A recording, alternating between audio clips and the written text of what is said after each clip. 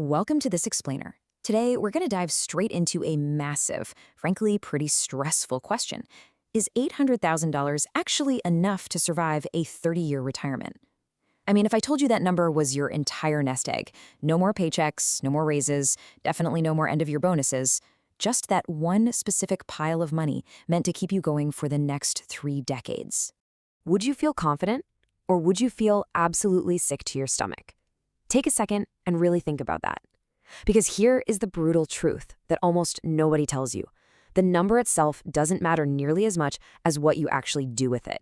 Seriously, I've seen people retire incredibly comfortably on $800,000, and I've seen people go completely, totally broke on $2 million. So today, we're going to break down exactly why that happens, and more importantly, how you can position yourself on the winning side of that equation. To get there, we'll hit 4 main points. 1, the baseline retirement math. 2, 3 different lifestyles. 3, 4 threats to your portfolio. And finally, 4, a strategic blueprint. All right, let's jump right into section 1, the baseline retirement math. We are demystifying the $800,000 number. To really unpack this number, we've got to strip away all that emotional anxiety and just look purely at a framework that pretty much every financial planner uses to start the conversation. It's called the 4% rule, and it's designed to give you a safe withdrawal rate that can weather some really bad market stretches. The idea is remarkably simple, really. In year 1 of your retirement, you would draw exactly 4% of your total portfolio. Now, every year after that, you adjust that specific dollar amount. Actually, let me emphasize that. It's the dollar amount, not the percentage. You adjust it for inflation. This is a crucial distinction. If the market tanks in year 2, you do not take a 4% cut of that new lower balance, because that would leave you scrambling to pay bills. Instead, you take your original dollar amount, adjusted slightly up for the cost of living. It was mathematically engineered to make your money last roughly 30 years.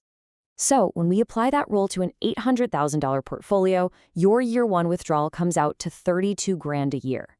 Now, just hearing that, you might be thinking, $32,000 sounds a bit tight to live on for 12 full months. But let's look at it a little closer, because we need to translate that into how you actually experience money day to day.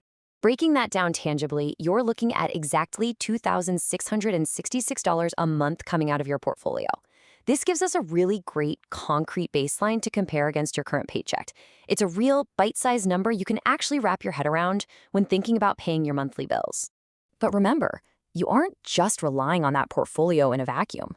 When we layer average Social Security benefits on top of that portfolio draw, your take-home suddenly jumps to somewhere between $4,700 and $5,000 a month.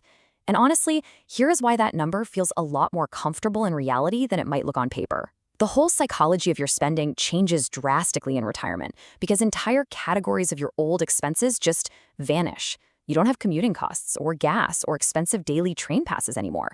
You aren't buying overpriced sandwiches near the office or keeping up a professional wardrobe. But most importantly, you are no longer funneling 10 or 15% of your money into a 401k out of every single paycheck, and certain payroll taxes stop eating into your check entirely. Because of this whole dynamic, for a lot of people, that $5,000 goes surprisingly far.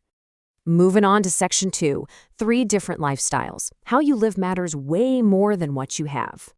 What's really fascinating here is that 3 different retirees can have the exact same $800,000, the exact same monthly income, but experience totally different realities based purely on how they choose to live. First up is the comfortable cruiser.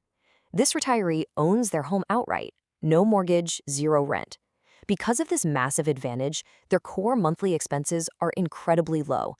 We're talking just utilities, property taxes, insurance, groceries, and healthcare.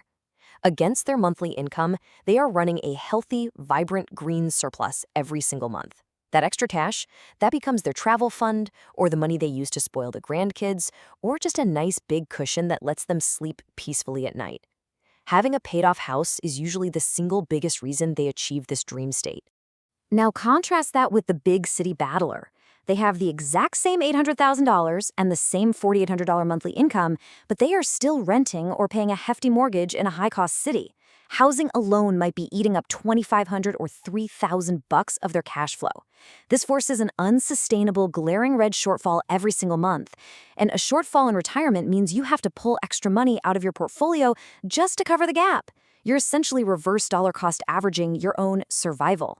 This is the version of retirement that looks perfectly fine on a spreadsheet in year 1, but quietly runs out of runway and completely drains the portfolio long before year 30. And this brilliantly illustrates our third archetype, the Geo-Arbitrage Genius. Same money, same rules, but this retiree takes action and relocates to a lower cost of living area, or maybe even abroad, where the dollar stretches much, much further. Their expenses drop like a rock, allowing their portfolio to actually grow while they live incredibly well. Think about that for a second. Location did more work for them than any complex investment strategy ever could.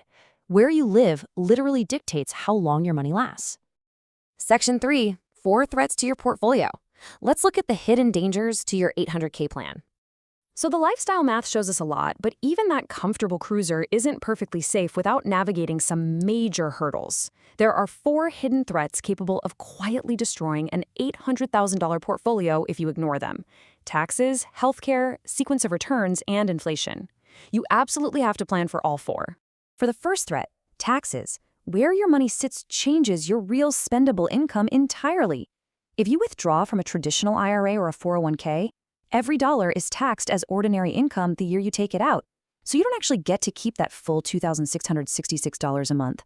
But withdraw from a Roth IRA, it is entirely tax-free. You get to keep every single penny.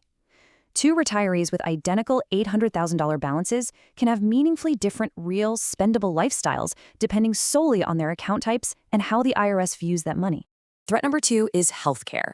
Medicare premiums are just the starting line, guys. They are definitely not the finish line.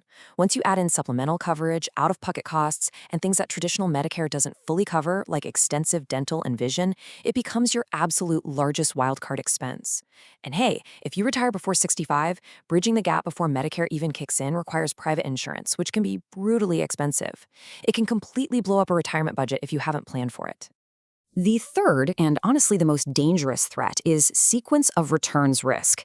It's not just about your average market return over 30 years. It is highly dependent on when the bad years happen. Let's say the market drops 20% in your very first year of retirement. Because you still need to eat, you're forced to sell assets at a massive loss just to buy groceries and keep the lights on. By selling at the absolute bottom, you've locked in damage your portfolio can never fully recover from, even if the market aggressively bounces back the very next year. You just have permanently fewer shares working for you. A 20% drop in year 15, totally survivable. A 20% drop in year 1, absolute disaster. And finally, we have inflation. Over a 20 to 30-year retirement timeline, prices simply do not stay flat. A loaf of bread today is not going to cost the same in 20 years. This means your money can't just sit safely under a mattress or in ultra-conservative bonds earning next to nothing.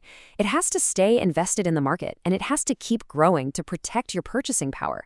Otherwise, that power quietly and invisibly erodes year after year until you can no longer afford the lifestyle you started with. Okay, final part. Section 4, Strategic Blueprint, Protecting Your Wealth with Data-Driven Action. Let's shift away from the passive math to an empowering, completely actionable blueprint.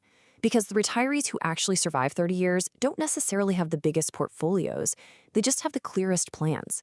They use these 4 distinct steps to defend against the threats we just covered. So here is the crucial playbook. First, keep a cash buffer of 2 to 3 years of living expenses sitting outside the market in something highly liquid and safe, like a high-yield savings account. This perfectly neutralizes that terrifying sequence of returns risk we just talked about, ensuring you never have to sell stocks during a market crash.